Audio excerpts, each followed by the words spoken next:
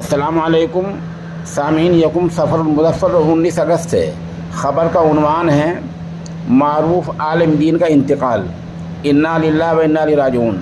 خبر کے لیے جمعیت حمایت الاسلام کے ریاستی صدر مولانا معراج قاسمی ہمارے رابطے میں ہیں۔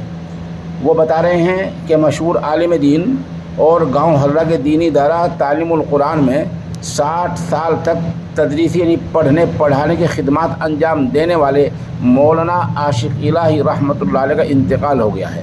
مرحوم کی عمر تقریباً 90 سال تھی اور تقریباً 60 سال تک اس ادارے میں پڑھنے پڑھانے کے فرائض انجام دے رہے تھے۔ انہوں نے درجہ حفظ اور درس نظامی کی بڑی کتابیں ماشاءاللہ جلالین شریف تک پڑھائی ہیں۔ نماز جنازہ مولانا ہاشم جو ادارے کے محتم ہیں انہوں نے پڑھائی ہے، اور تدفین میں مولانا مصطفیٰ قاسمی، مولانا ذاکر کھیوائی، حافظ باب الدین، مفتی محمد اکمل بہسانی، مولانا محمد امین سنتا، مولانا شکیل وغیرہ نے شرکت کی ہے۔